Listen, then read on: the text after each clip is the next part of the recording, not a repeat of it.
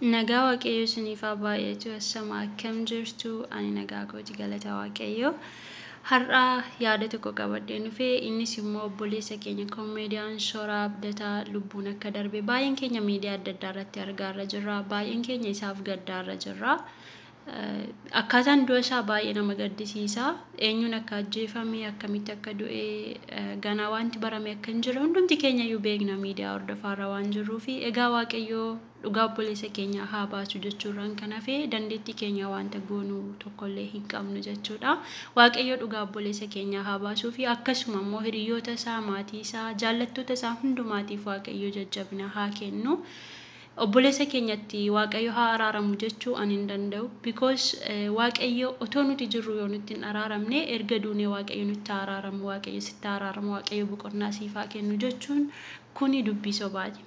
Har'asi suura obboleessa keenyaa qabadhee kan hin dhufe du'a obboleessa keenyaa misraachoo yookaanis immoo sibbir zeenaa isa jedhan sana gadda isinitti himuuf otoo hin taane duuti namaa fi jireenyi namaaf barumsa kenna. Kanaafiyyuu waa tokko isinitti himuun dhufe obboloonni sagalee koo kana dhaggeeffattanii miidiyaa kanarra jirtan hundumti keessaniyyuu baay'een isin jaalladha.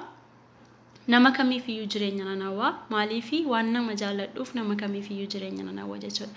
Har'a jirraa keenya malee boru jireenyaa keenya hin beeknu. Sababni isaayyuu ani daqiiqaa nama jiru kanan beeka malee sikoondii kana booda wanta jireenya koorratti ta'u hin beeku. Akkasuma warreen sagalee koo kana dhaggeeffachaa jirtan sikoondii kana duuba wanta jireenya keessan irratti ta'u hin beektan waaqayyo isa isin uume tokkichatu beeka malee jechuudha. Kanaafiyyuu amma jiraachuu keessan otoo beektanii borii keessaniif galaasa kam qopheeffattanii jirtu inni jedhu gaaffii kooti.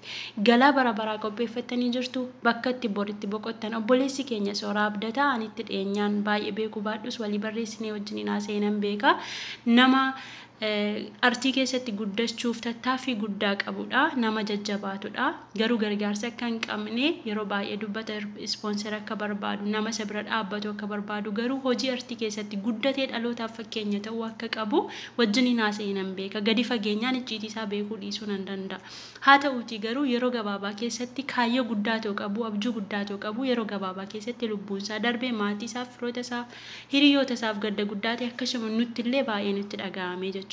Kanaafiyyuu obboloota koo jireenya jireettan keessatti dhaabbata keessan jabeeffadha. Har'a jiraachuu keessan malee kana booda wanta isin irratti ta'u waan hin beekneef dhaabbata keessan jabeeffadha. Amma boqodhaa. Obboleessi koo boqonnaa gaarii siif haa ta'u jedheen obboleessa koo barreessuun natti ulfaate because obboleessa koo Shooraan akkan beekutti komeediyaaniidha. Ni sirballee baafatee qaba muuziqaadha jireenyi isaa jechuudha.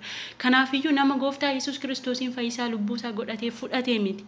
Boqodhu jechuu hin danda'u dubbii sobaatii jechuudha of goyoomsuusa jedhamu sana beektu miti kanaafiyyuu ammootoo jiraattanii gooftaa Yesuus Kiristoosiin fayyisaa lubbuu keessanii gootanii yoo biyya lafaarra otoo jirtanii hin boqonne gaafa gara jireenya isa bara baraatti yookaanis immoo gara deebii hin qabne gara du'aatti deemtan sana boqochuu hin dandeessan boqonnaan biyya lafaarrattidha isa biyya lafaarratti jalqabetu umarratti itti fufuu danda'a jechuudha. Kanaafiyyuu affeerraan koo har'a gooftaa Yesuus Kiristoosiin fayyisaa lubbuu keessanii godhadhaati dhaabbata keessan jabeeffadhaa daqiiqaa kana booda waa barbaadda yoo taatan illee bakka deemtan qabdu abdii qabdu jechuudha. Namni abdii hin qabne garuu bakka deemuu hin qabu jechuudha. Ani toon daqiiqaa kana booda du'ee akkan jannata galu dhibbaa dhibban beeka maaliif jennaan abdii qaba sagalee qaba kan naaf kenname jechuudha.